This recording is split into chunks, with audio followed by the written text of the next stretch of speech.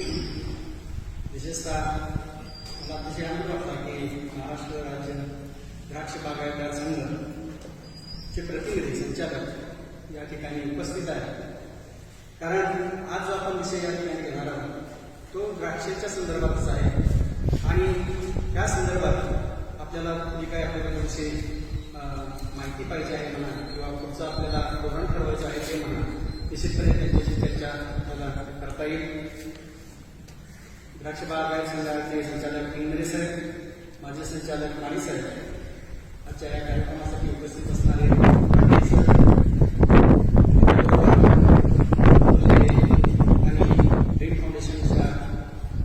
पर्यावरणाच्या संदर्भातले जे काही कमिटी आहे त्याचे चेअरमन प्राध्यापक सर, तसेच मंडळी आहेत.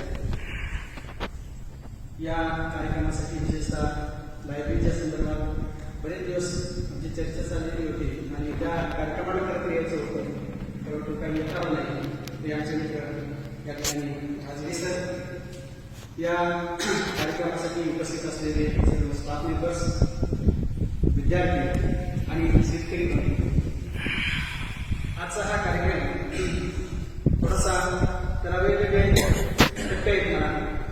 पहिला जो टप्पा आहे तो तुम्ही पाहिला असेल, ग्रीन फाउंडेशन 6वा वर्धापन दिन योगायोग म्हणा, परंतु राजगे सरांनी मला सांगितलं की 24 तारखेला आपल्याला कार्यक्रम घ्यायचा आहे आणि आजच खरं तर तो या संस्थेचा ग्रीन फाउंडेशनचा वर्धापन दिन आहे.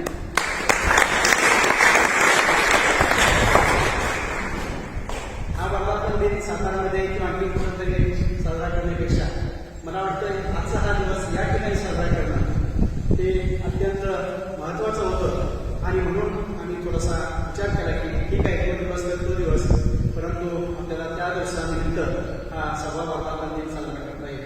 खरं तर थोडक्यात ग्रीन फाउंडेशन काय आहे, द्राक्षाच्या संदर्भात काय परिस्थिती आहे आणि आपण या ठिकाणी काय काम करणार आहोत थोडक्यात या ठिकाणी मांडण्याचा प्रयत्न करणार आहे. मित्र, ग्रीन फाउंडेशन ही एनजीओ आहे. एनजीओ म्हणजे आपल्याला माहिती आहे, non profit making government organisation. या माध्यमातून आपण वेगवेगळे उपक्रम राजकीय सरांनी थोडक्यात सांगितलं करतात की 6 वर्षापूर्वी स्थापन झालेली संस्था आहे, नवीन आहे आणि या संस्थेमार्फत आपण वेगवेगळे उपक्रम घेतो. विशेषतः हेल्थच्या संदर्भात असेल, ॲग्रीच्या संदर्भात असेल, पर्यावरणाच्या संदर्भात असेल, जे समाजासाठी काही उपयोगी असे जे काही कार्यक्रम आहेत, उपक्रम आहेत ते आपण घेण्याचा या माध्यमातून प्रयत्न करत असतो.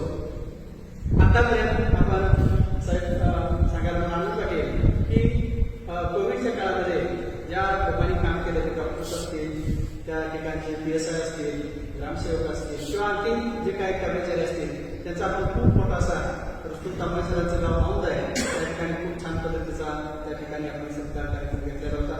याच माध्यमातून समाजामध्ये जे काही लोक छान पद्धतीने काम करतात, समाजसेवेच्या संदर्भात असेल, इंडस्ट्रीच्या संदर्भात असेल, शिक्षणाच्या संदर्भात असेल, तर त्यांचाही आपण छान पद्धतीनं त्यांचा सत्कार करतो. त्यांना मोटिवेट करण्याच्या संदर्भात आपण त्यांचा वेगवेगळ्या ठिकाणी सत्कार करत असतो.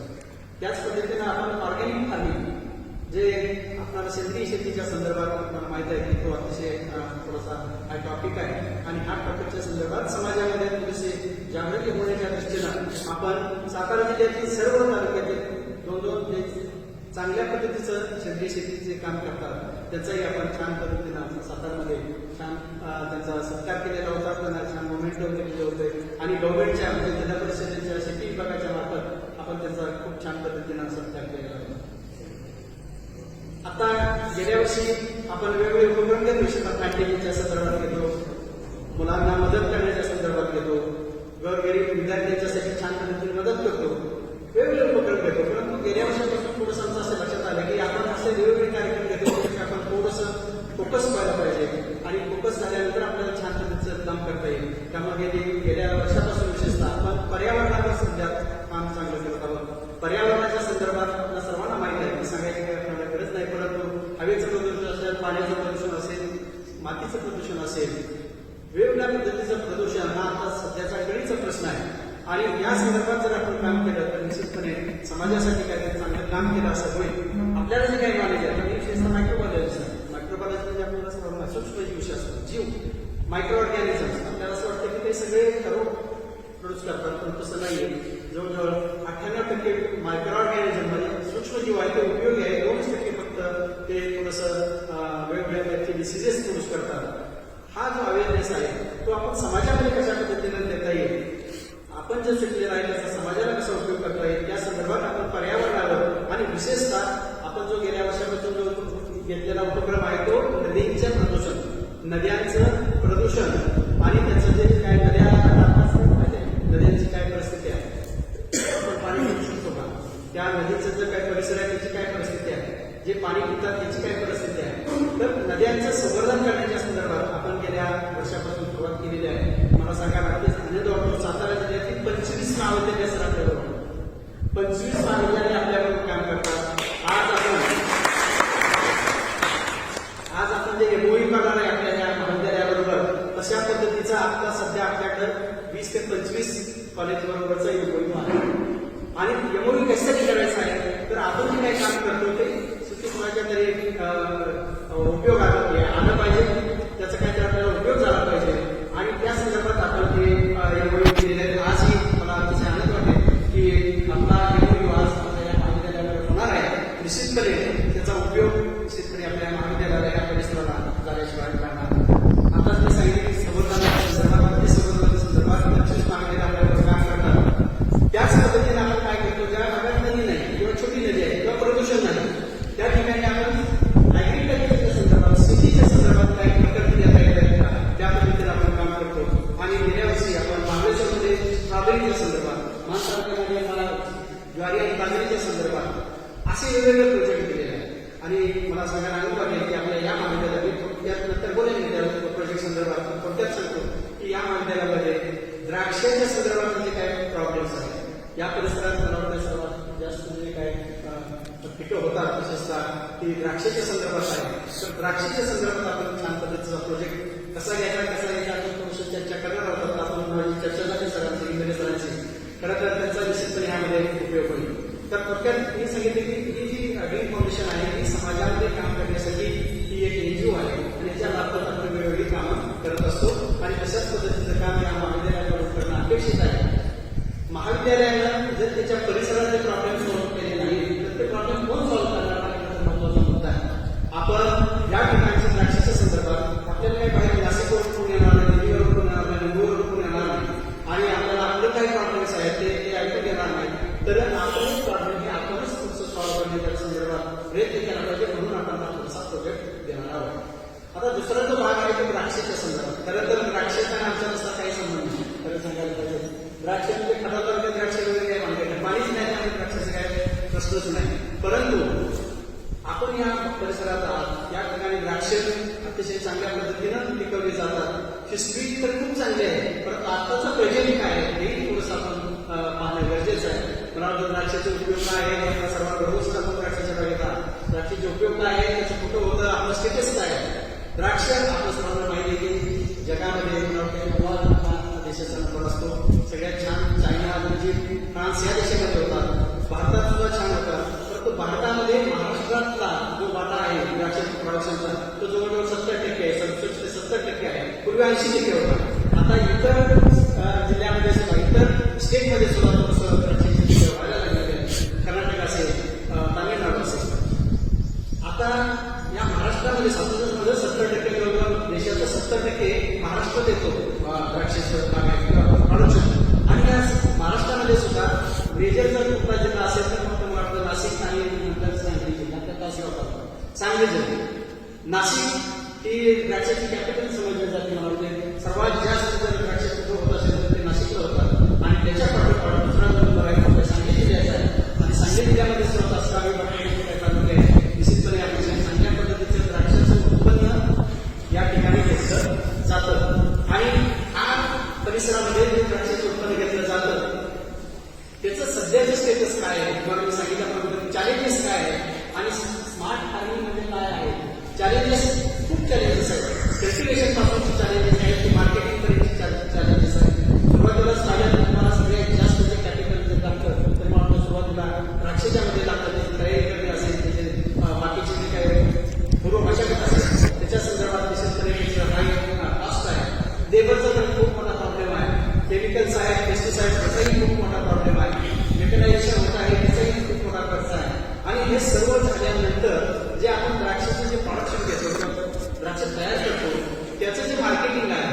मार्केटिंग झाल्यानंतर जे मिळणारे पैसे आहेत त्याच्यामुळे मिळणारा जो फायदा आहे तोही अतिशय प्रॉब्लेमॅटिक विषय होत आहे.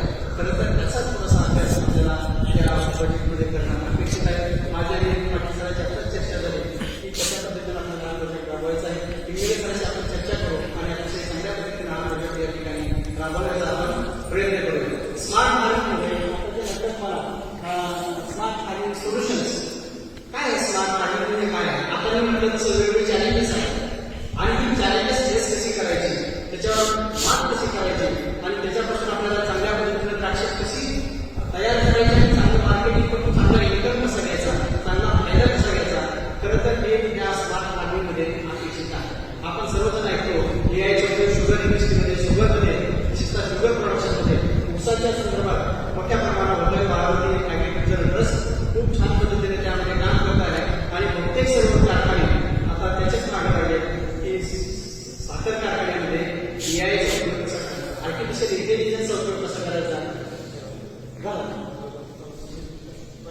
चालू तर आता काय द्राक्षामध्ये सुद्धा ते एआयचा उपयोग कसा करायचा हे स्मार्ट फार्मिंगमध्ये आपल्याला उत्पन्न चांगले यायला पाहिजे, क्वालिटी चांगली यायला पाहिजे, प्रायव्हेट कंडिशनमध्ये आपल्याला पूर्वकल्पना मिळायला पाहिजे, प्रोडक्शन चांगलं यायला पाहिजे, क्वालिटी चांगली असली पाहिजे, त्याच्यावर पेस्टिसाइड कमी कमी असले पाहिजे, फर्टिलायझर कमी कमी असले पाहिजे, फर्टी इरिगेशन चांगल्या पद्धतीने करता यायला पाहिजे, ड्रिप इरिगेशन असलं पाहिजे.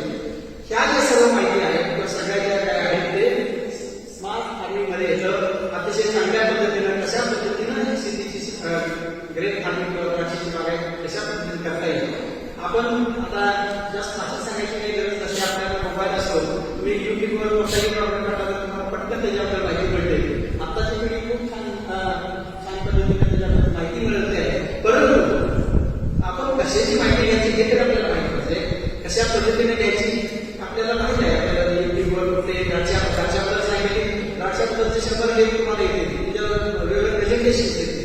परंतु ज्या वेळेला आपण अशा पद्धतीने अवेअरनेस डेव्हलप करत नाही तोपर्यंत आपण त्या मोबाईलवर द्राक्षाची सुरुवात करणार नाही. मूळ उद्देश हा आहे, माहिती आपल्याला भरपूर आहे, इन्फॉर्मेशन भरपूर आहे, पण नॉलेज कमी आहे. काय करायचं आहे इन्फॉर्मेशन? तुम्ही जर ते इन्फॉर्मेशनचं इम्प्लिमेंटेशन केलं तर त्याचं नॉलेज होतं. त्यामुळे आपल्याकडे नॉलेज कमी आहे आणि इन्फॉर्मेशन जास्त. मला वाटतं आपण थोडासा विचार केला पाहिजे. माहिती म्हटलं तर पाहिजे कमी माहिती आहे, परंतु ती माहिती आपण किती उपयोगात आणतो आणि कशी उपयोगात आणतो हा त्याचा महत्वाचा प्रश्न आहे.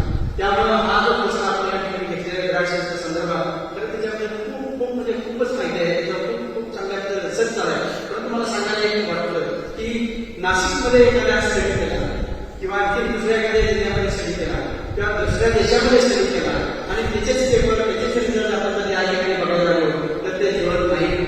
मग संशोधन म्हणजे काय असतं? संशोधन म्हणजे दिलेला प्रोजेक्ट, दिलेला प्रॉब्लेम हा वेगवेगळ्या ठिकाणी बदलत असतो. द्राक्षाच्या ज्या काही कंडिशन्स असतील, द्राक्षाचे काही काही प्रॉब्लेम्स असतील ते नाशिकमध्ये वेगळे आहे, चायनामध्ये वेगळे आहे, फ्रान्समध्ये वेगळे आहे, इटलीमध्ये वेगळे आहे, इव्हन ह्या सांगितले त्याचे वेगवेगळे तालुक्याचे थोडासा चेंज आहे. त्यामुळं हा त्या परिसराचा स्टडी होणं गरजेचं आहे. तुम्ही कुठला तरी नाशिकच्या पेपर घेऊन येणार, तिथलं काय प्रॉब्लेम आहे ते बघणार आणि त्याच्यावर सोल्युशन शोधण्याचा प्रयत्न करणार तर तसं होत नाही. त्याला वेगवेगळे फॅक्टर्स रिस्पॉन्सिबल असतात. त्यामुळं आपला प्रॉब्लेम आपल्या परिसरामध्ये स्टडी झाला पाहिजे आणि तेच आजच्या या कार्यक्रमाचा उद्देश आहे. मला वाटतं हा उद्देश इंग्रज सरांना निश्चितपणे पटलेला आहे. त्यांनाही माहिती आहे की खूप चांगल्या पद्धतीनं महाराष्ट्रामध्ये द्राक्षाची काय परिस्थिती आहे त्याचा थोडासा अभ्यास केलेला आहे, पाहिलेला आहे. ते काय प्रॉब्लेम आहे त्याचा स्टडी केलेला आहे, त्या परिसराचा काय प्रॉब्लेम आहे त्याचा स्टडी केलेला आहे. मला वाटतं निश्चितपणे तुमच्या या माहितीचा या प्रोजेक्टसाठी उपयोग झाल्याशिवाय राहणार नाही आणि निश्चितपणे हा चांगला प्रोजेक्ट दुसरा प्रोजेक्ट करायचा नाही तर त्याच्याबद्दलचं इम्प्लिमेंटेशन करण्याच्या संदर्भात आपल्याला काय करता येईल. दुसरा प्रोजेक्ट कोणी केले पण त्याचे म्हटलं तसं इन्फॉर्मेशन भरपूर आहे पण नॉलेज नाही किंवा त्याचं इम्प्लिमेंटेशन नाही तर ते आपल्याला या ठिकाणी करणं अपेक्षित आहे. मला वाटतं द्राक्षाच्या संदर्भात आपल्या सर्वांना जास्त सांगण्याची काही गरज नाही. मला एकच म्हणायचं आहे, द्राक्षे मला वाटतं पूर्वी खूप चांगल्या पद्धतीने येत होती, चांगलं त्याचं येत होतं, चांगली त्याची क्वालिटी होती, चांगला एक्सपोर्ट त्याच्यात मिळत होता. परंतु ती आजची परिस्थिती नाही. त्याला कारण काय आहे की मला वाटतं जर समजली तर निश्चितपणे त्याच्यावरचा उपाय कुठल्या तरी कारण समाजाच्या उपाय आपण डायरेक्ट उपाय जाऊ शकत नाही. दुसऱ्या रोगाचा निदान करायचा तर डॉक्टर वेगळ्या टेस्ट घेतो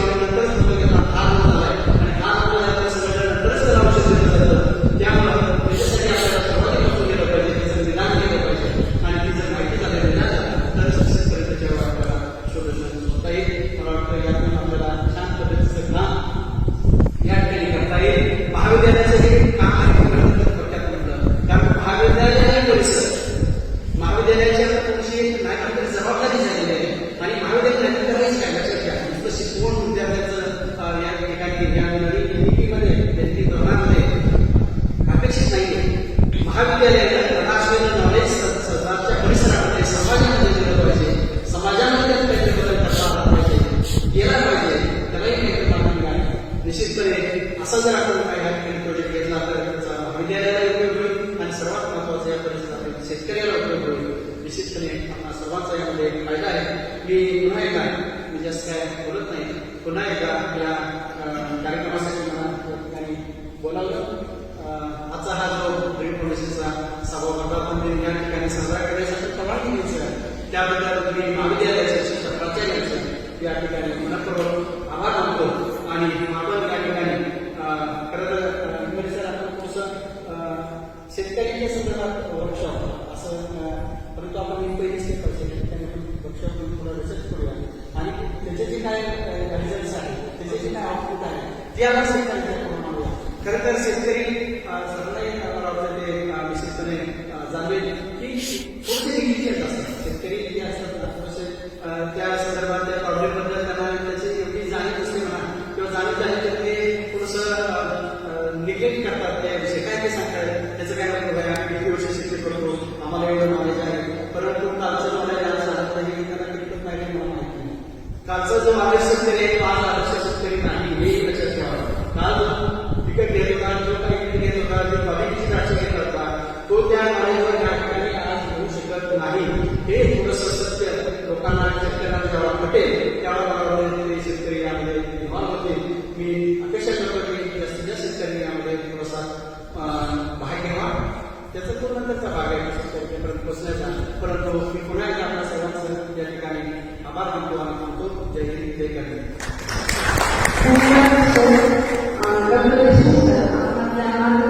खूप छान अशी माहिती दिलेली आहे आणि त्याचबरोबर आपलं जे ड्रीम फाउंडेशन आहे त्या ड्रीम फाउंडेशनचा आज 6वा वर्धापन दिन आहे. त्या ड्रीम फाउंडेशन महाविद्यालयाकडून आणि इथे उपस्थित असलेल्या शेतकऱ्यांकडून आपल्यासाठी खूप खूप शुभेच्छा. आपलं ड्रीम फाउंडेशन असं शेतकऱ्यांसाठी फायद्याचं राहावं या आमच्या शुभेच्छा असतील. त्याचबरोबर आपण आपल्या मार्गदर्शनातून स्मार्ट फार्मिंग यासाठी काही चॅलेंजेस आहेत आणि त्याच्यामध्ये आपण उपयोग केला त्याला लवकर त्याच्यावर आपण करता येईल. त्याचबरोबर आपल्या मार्गदर्शनातून आम्हाला सगळ्यांना असं मिळतं की तंत्रज्ञान हे शेतकऱ्याच्या भावना पूर्ण बनवणारं त्यासाठी तंत्रज्ञानाला आपण अनुसरण केलं पाहिजे. त्यानंतर आमच्या कार्यक्रमासाठी उपस्थित असलेले पर्यावरण समितीचे चेअरमन डॉक्टर रुस्तुम तांबोळीकर यांना मी विनंती करते की त्यांनी आपलं अनुभव मार्गदर्शन करावं.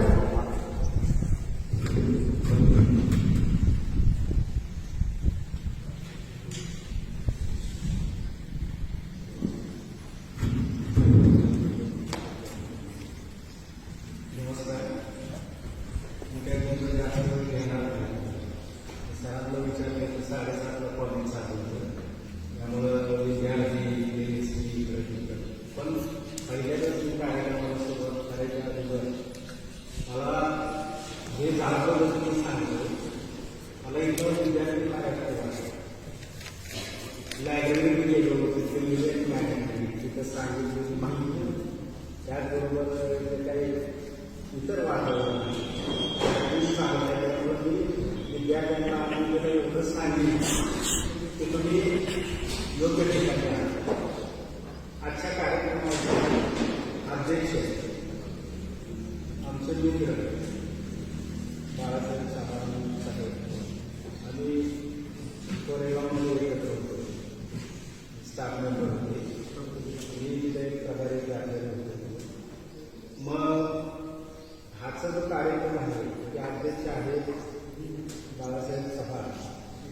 त्याचबरोबर हा जो कार्यक्रम आयोजित केला तुम्ही सगळे जण त्याचबरोबर जे ग्रॅज्युएट आणि अत्यंत चांगल्या पद्धतीने कार्यक्रमाचं आयोजन केलेलं आहे. व्यासपीठावर मी सर्वच मान्यवर द्राक्ष बागायतदार संघाचे पदाधिकारी इतर मान्यवर आणि समोर बसलेले माझे सगळे टीचिंग माहितीचे स्टाफ मेंबर काही शेतकरी आहेत आणि विद्यार्थी मित्र. मला खरं तर आता असं सांगितलं की तुम्ही पाडव्या वर्गावर बोलणार ती काळाची गरज आहे. तर मला नक्की माहिती आहे की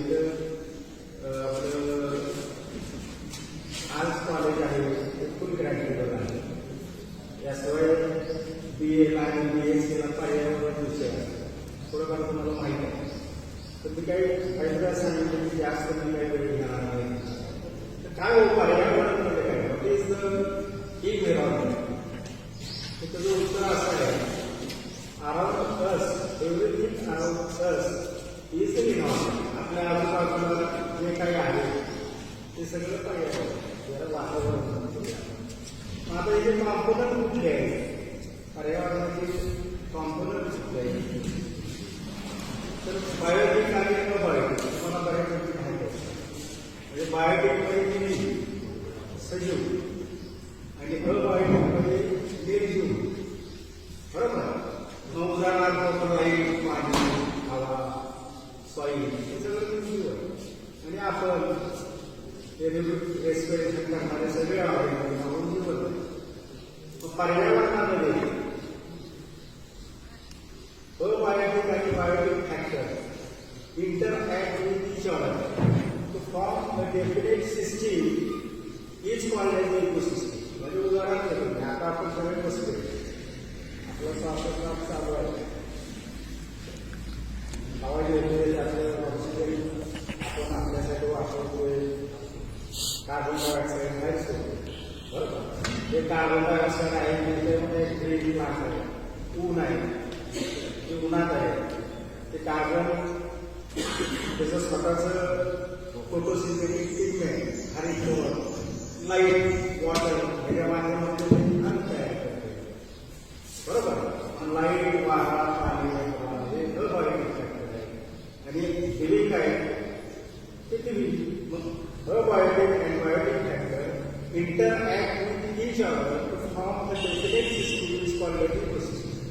मग आता हे जे काही एन्व्हायरमेंटमधलं जे काही हे बायोटिक फॅक्टर्स आहेत, आज देखील आम्हाला असं म्हणायला वाईट वाटते की आपलं हे सगळं डिस्टर्ब झालं. म्हणजे कुठं कार्बन जास्त झालं, ग्लोबल वॉर्मिंग, त्याला कार्बन झालं, आपली पॉप्युलेशन आपली संख्या वाढली, सस्टेनेबल डेव्हलपमेंट आहे, सागर कारखाने आहे, तिथं धुनाळे आहे, सगळं त्याच्यामुळं सगळं हे इनबॅलन्स आहे इकोसिस्टीम. तर इनबॅलन्स इकोसिस्टीम ज्यावेळेला होती त्यावेळेला तुम्ही लक्षात ठेवा, तर polluted environment cannot foster the sustainable development and healthy future to next generation. आपण जर खरं पिढी नाही, आपलं कल्चर असं असतं की आम्ही पालक आई वडील असतील तर आई वडिलांपेक्षा तुमच्या पिढीचं म्हणजे जे काय पूर्वी त्याचा विचार करतो, त्याच्यासाठी काहीतरी ठेवतो, बरोबर. ठेवतो या थोडीशी संपत्ती इकडे माझं मुलगा काय करतो. मला तुमची सगळ्यांची विनंती आहे की जी संपत्ती हे एन्व्हायरमेंट ही संपत्तीच आहे. हे जर डिस्टर्ब झालं तर नेक्स्ट जनरेशन आहे ते घोटाळ्यात येणार, नक्की घोटाळ्यात येणार. कार्बनचं प्रमाण वाढलं, काय ग्लोबल वॉर्मिंग मुळे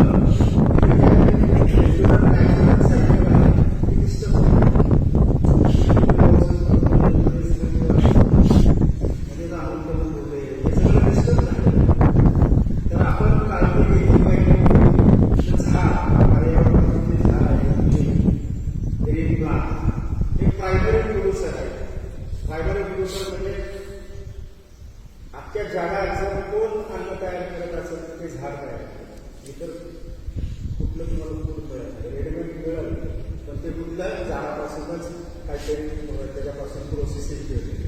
तर हे झाड एक फार पवित्र आहे. त्याचबरोबर नॅचरल सोर्स आहे ऑक्सिजनचा. तुम्ही बघितलं कोविडच्या वेळेला काय परिस्थिती होती, ऑक्सिजन मिळत नाही, तुम्हाला पाठवा कमी करा. हे नैसर्गिक जे काय संपत्ती आहे फुकट मिळते त्याची आपल्याला किंमत नसते. माझी एक तुम्हाला सगळ्यांनी काही विनंती, सगळे म्हणजे आम्ही दुसरं सांगणारे नाही का आम्ही करणारे, कमीत कमी एक तरी झाड लावलं पाहिजे आणि हे चांगल्या पद्धतीने जगवलं. त्या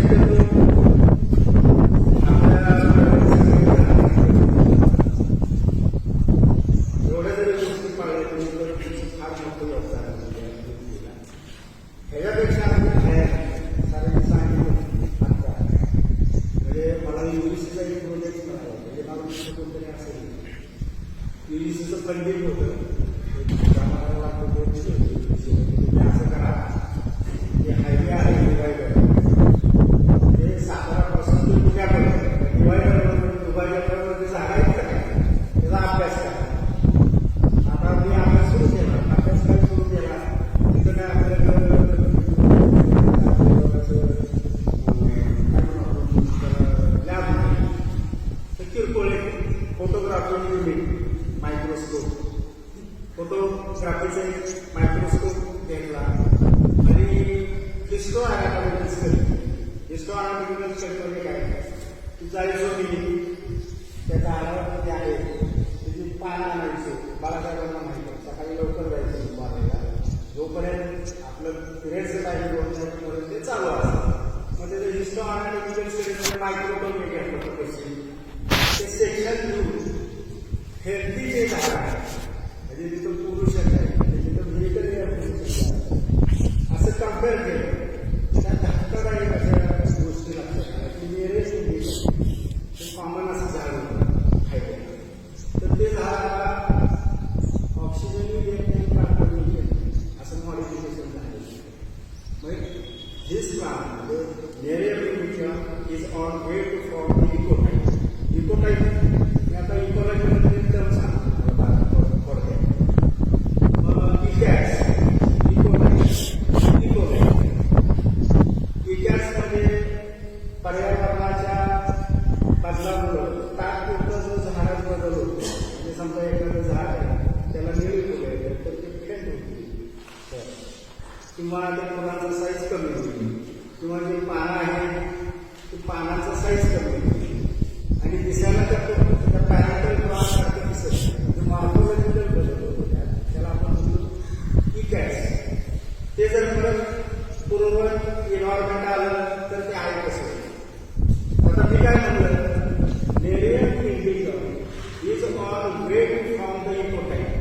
आता अनाटॉमिकल बदल झाले त्यामुळे स्टोमॅटा बदल झाले. ते स्टोमॅटा नैसर्गिक स्थितीमध्ये तयार झालेले म्हणजे ते झाड आहे ते ऑक्सिजन असे जर इकोटाईप झाले आपल्या वाहनाच्या जास्त वापरामुळे तर आपलं काय खूप राहील वाहन वापर. त्यामुळं मी खरंच सिरियसली सांगतो. आणि हे जे काही वर्क होतं त्यात आणखी एक कम्पॅरेटिव्ह स्टडी केला म्हणजे साहित्यच काढण्यापेक्षा म्हणजे आपले पूर्वज आपल्यापेक्षा फार हुशार होते. बघा तुम्ही कुठलंही एखादं देवस्थान असू द्या तिथं सॅक्रिटी आहे. सॅक्रिटी म्हणजे काय आपण त्याला बरोबर. आता ह्याची एक स्पेशालिटी आहे मॅजिक ट्रीज आहे. हे संशोधनात आणि हे संशोधन माझ्या इंटरनॅशनल लेवलच्या जर्नल्समध्ये हे प्रसिद्ध झाले. तर बघितलं तर त्या वडाच्या झाडात जे पानं आहेत त्यात सिस्टोलिन तयार होते. सिस्टोलिन म्हणजे कॅल्शियम कार्बोनेट म्हणजे चुनखडी. हे चुनखडी आहे जे वड आहे ते डेसिडियस आहे म्हणजे पानगळ होते नवीन पानं. तुम्हाला माहिती आहे की पानाला सोडायला असतात त्यातून ते हवा घेतात आहे सोडतं बरोबर. तर आता हे स्पेशल मोरे सिंथेटिक झाड ज्याला टेंबर येते टेंबर म्हणजे काय म्हणतो टेंबरच म्हणतो आहे की नाही ते झाड तुम्ही आयुष्यात खरं लावलं पाहिजे. का लावलं पाहिजे तर हे कॅल्शियम कार्बोनेटचं डिपॉझिशन आहे म्हणजे चुनखडी. तर ते पान वेगळी झाली डिपॉझिशन झालं ते जमिनीवर पडतं. जमिनीवर पडलं की जे काही डिकॉम्पोजर्स आहेत मायक्रोब्स म्हणजे फंगस बॅक्टेरिया त्याचं डिकॉम्पोजिशन करतं आणि ह्युमस तयार होतं. तर आता ते चुनखडीचं डिकॉम्पोजिशन होत नाही आणि ते कॅल्शियम कार्बोनेटचं म्हणजे कार्बन सायकलमधलं कार्बन बाहेर काढणारे जर कुठली प्लांट्स असतील तर आपल्या पूर्वजांनी सिलेक्ट केलेली प्लांट आहेत म्हणजे आपण किती मागायवर आपल्यापेक्षा ती हुशार होती. तुमचं एखादं कुठं देऊळ असेल तर तिथं उंबराचं झाड वडाचं झाड पिंपरणीचं झाड. तुम्ही दुपारी एखाद्या वेळेला जरा किती ऊन असं पण पिंपरणीच्या झाडे किती बसा देवल्याला असं तर तुम्हाला खूपच लागतं.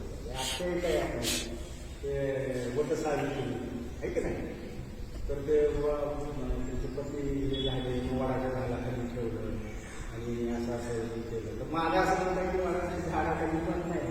रिसर्च सांगतो की वडाच्या झाडापासून ऑक्सिजन जास्त बाहेर सोडला जाते. कार्बन बाहेर जो आहे तो जास्त वापरला जातो. ते पॉलिएज आहे. आता हे जे संशोधन आहे ते संशोधन सगळं न्यूजीशियला मी पाठवलं बाळासाहेबांना माहिती. अकॅडमी ऑफ प्लांट सायन्स इंडियाने हे संशोधनाचं सगळं अभ्यास केला आणि ते honour me by gold medal and citation for commendable research activity. पण त्याच्यानंतर कुठलं नाही बाबा की बाबा आपण त्याच्यासाठी अमुक करूया तमुक करूया असं काही नाही. आम्ही तर आम्हाला नाही तर आम्ही कलेक्टर ऑफिस पुढं जास्त वेळ जास्त थोडं काय आपण सांगणार आणि बंद करणार. कलेक्टर ऑफिस पुढं बसलो होतो आम्ही कलेक्टर बाबा त्यावेळेला हायवेची कामं चालू होती आणि वडावड इकडं तिकडे असं मोठं सोडायचं चाललं होतं. पेपरचं पोस्टर गेलं होतं ते डिस्कस करायचं म्हणजे दाखव म्हणजे काय करून आपण त्या पोस्टरवर बघितलं सगळ्यांनी वा हे चांगलं आहे तेवढ्या दिवसापर्यंत आपण त्याला रिस्पॉन्स मिळाला उद्यापासून पण आपलं म्हणजे मी विचार करतो मला हे आहे म्हणजे आपलं हे एक एक घटना पडलेली मोठी घटना झाली त्यानंतर मोठी झाली बाकी घटना पण दुसरी तर आपल्यासाठी दुसरी मग मी सरांनी सांगितलं मला केंब्रिज विद्यापीठाची स्कॉलरशिप केंब्रिज म्हणजे ऑक्सफर्ड बाबासाहेब आंबेडकरांच्या विद्यापीठाची एनऑर्गनायझेशन कॉन्फरन्स नॉर्थ यॉर्कशायर आणि केंब्रिज विद्यापीठाचं कोलॅबोरेशन मिळाली की मला समजेल तुला सन्मान करून सोडलं काय सांगतो जाऊन राहिलो तर मला एक तुमचं विद्यार्थी ओळखलं तसं तुम्ही माणसं बघू तर ते एन्व्हायरमेंटच्या देशमुख सर फार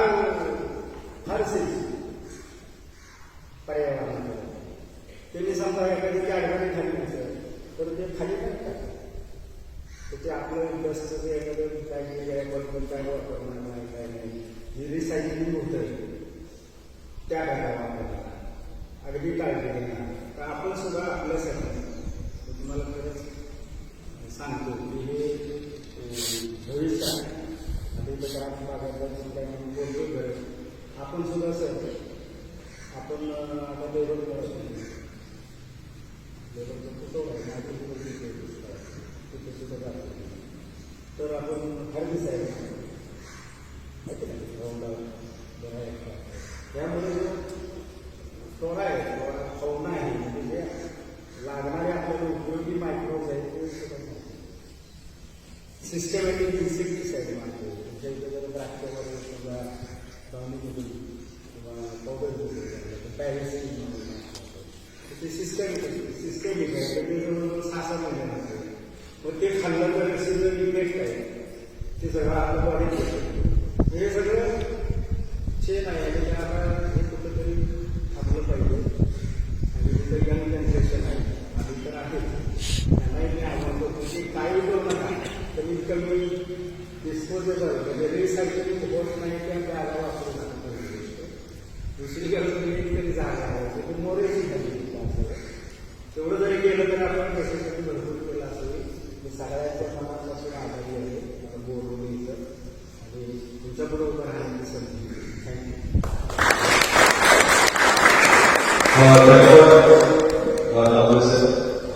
वास्तविकता पर्यावरणाची जी आहे आपल्या मार्गदर्शक आपल्याकडे मांडलेली खऱ्या अर्थानं पर्यावरणाचा ऱ्हास या पर्यावरणाचा परिणाम ज्या भागामध्ये जर जाणवायला लागले द्राक्ष शेती द्राक्ष शेती निश्चितपणे आता करणं फार आव्हान झालेले आहे याचा अनुभव आमचे सर्व शेतकरी घेत आहेत.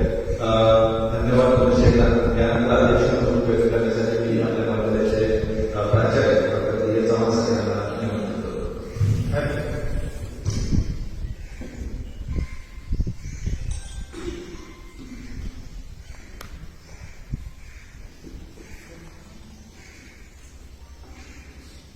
रयत शिक्षण संस्थेचं श्री रावसाहेबराव पाटील महाविद्यालय सावरज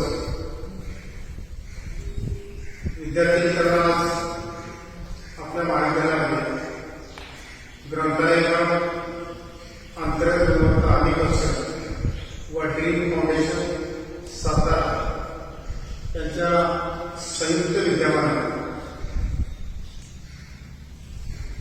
एक दिवसीय कार्यशाळा या ठिकाणी आपल्या सर्वांच्या उपस्थितीने संपर्क होतो. या कार्यशाळेसाठी प्रमुख वक्ते म्हणून उपस्थित असलेले आदरणीय डॉक्टर देशमुख साहेब. खरं देशमुख साहेब आम्ही तुम्हाला धन्यवाद दिले पाहिजे आभार मानत पाहिजे तुमच्या ऋणामध्ये राहण्याचं करतो. त्याचं कारण असं या जगामध्ये अनेक संस्था निर्माण होतात आणि काळाच्या ओघात कालबाह्य होत जातात. तशी ही संस्था तुमची नाही आहे. त्याचं कारण असं आहे की तुम्ही बहुजन समाजाची बांधिलकी सुधारून हे केवळ तुम्ही हातामध्ये घेतलेलं आहे. ते निश्चितच याचा फायदा या ग्रामीण भागातील जे शेतकरी आहेत या शेतकऱ्यांना धाराशिव राहणार नाही. कारण या संस्था सुरू करताना ज्या व्यक्तीला सामाजिक भान आहे, सामाजिक जाणीव आहे, आपण समाजाला देणे लागतो, या उद्देशाने ड्रीम फाउंडेशन ही संस्था काम करताना त्याचे अध्यक्ष देशमुख साहेब आहेत. विद्यार्थी मित्रांनो, हे काम एवढं सोपं नाही आहे. आज एखाद्या विद्यार्थ्याला सांगितलं जात असताना एक रोग घेऊन ये आणि महाराष्ट्राच्या कानात जायचं यायचं लावायचं तर कष्ट नाही. तर या कष्टातून उभा राहिलेला रयत बंधू आहे ते पुणे शासनाचं स्वागत करतो.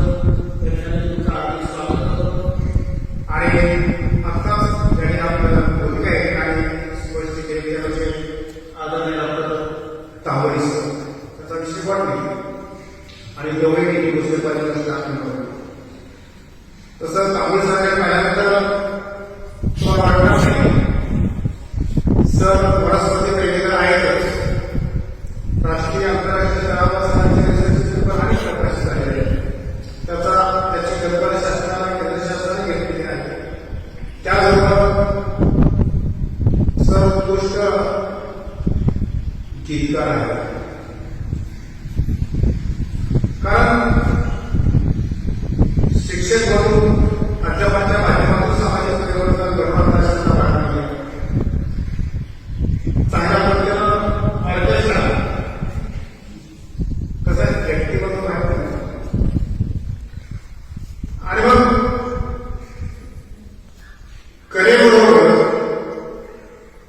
वनस्पतीवर प्रेम ह्या दोन्ही गोष्टी जपत असताना किती कसरत करायला लागते ते त्या सरांना माहिती आहे. सर त्याबद्दल आणि तुमच्या ऋणामध्ये वातावरण आम्हाला हे माहिती यायचं आमचं म्हणजे मला बघायचं आहे. त्यानंतर दुसरे या सहज नगरीतले ग्रामस्थ राजेंद्र हिंगवडे साहेब उपस्थित आहेत. मी हिंगवडे साहेबांना विनंती करतो की आपण तुमचा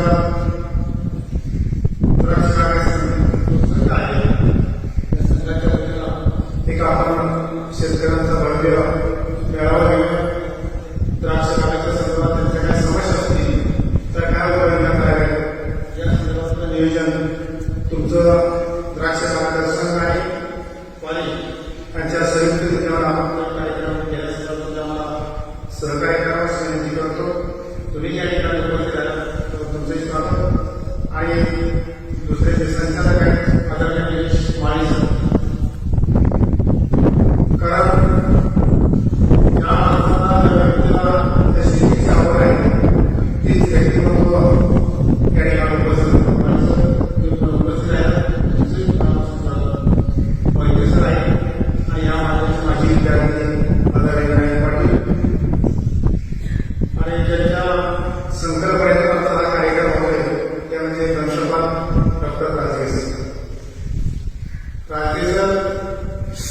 तुम्हाला धन्यवाद देतो कारण आपल्या या छोट्याशा वयाला एक वातावरण दिन ड्रीम फाउंडेशनचा साजरा करण्याची संधी मिळाली हे केवळ तुमच्यामुळे. तुमचा आणि तुमच्या सहकार्यासाठी धन्यवाद देतो. आणि देशमुख साहेब हे जे महाविद्यालय आहे या भागामध्ये तासवाच्या प्रशिक्षित विद्यार्थी राहिले, परंतु आज या भागामध्ये 7 ते 8 विद्यार्थी शिक्षक रायगड असेल, जबाबदार असेल, सांगली, सातारा, इथून विद्यार्थी या महाविद्यालयामध्ये सायन्स विभागाला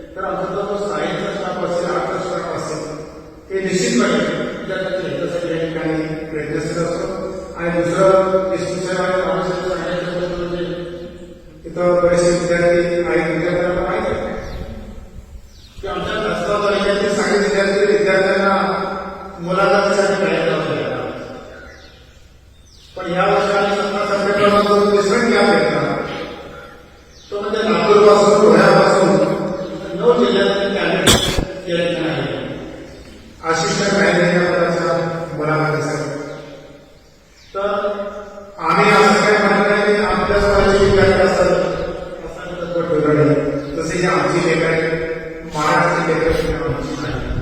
या भावनेतून आम्ही जो परिसराच्या त्या घटनाबद्दल चांगला प्रतिसाद आणि विद्यार्थ्यांचं शिक्षण झालं, त्यांचं जाण्याकरता पद्धत घेऊन शिक्षण त्या ठिकाणी केलं जाणार.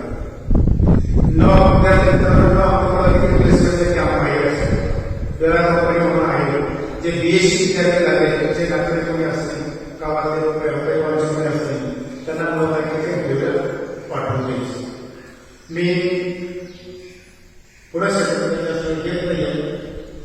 सूत्रसंचालक सुतार सर आहे आणि सर्व शिक्षक सेवक या निमित्तानं सर्वांचं या ठिकाणी हार्दिक स्वागत करतो आणि या ठिकाणी थांबतो. जय हिंद, जय महाराष्ट्र.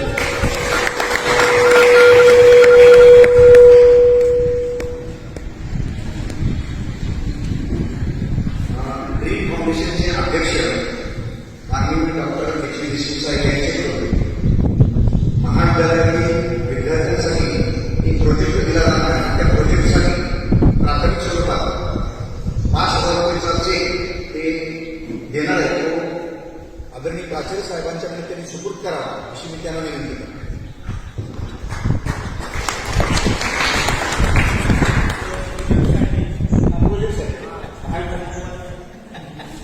त्या जो प्रोजेक्ट आपल्याकडे दिला जाणार त्या प्रोजेक्टमध्ये प्राध्यापक SP पाटील सर आणि नाणे सर यांच्या मार्गदर्शनाखाली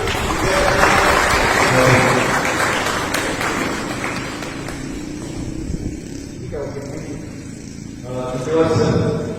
खऱ्या अर्थानं आपल्या माध्यमातून या परिसरातील ज्या काही शेतकऱ्यांच्या समस्या या विषयाचा संशोधन व्हावं या उद्देशानं आपण या ठिकाणी या प्रोजेक्टसाठी जे काही प्रश्न दिलेले त्या भूमीतून आमच्या विद्यार्थ्यांचे सगळे प्राध्यापक पद्धतीचा एक संशोधन आपल्याला सादर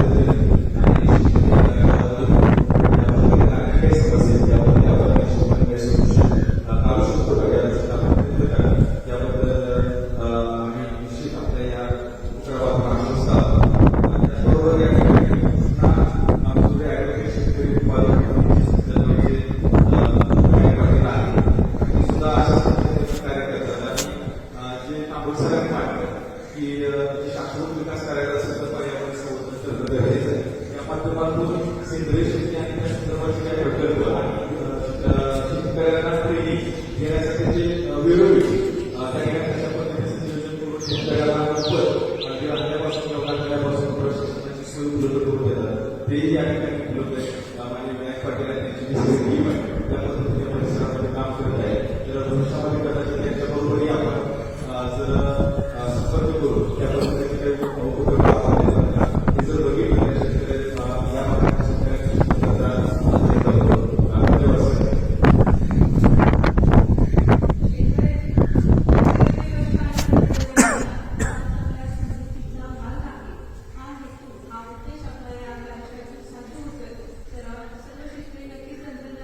वापर करतील आणि आपली जी शेती आहे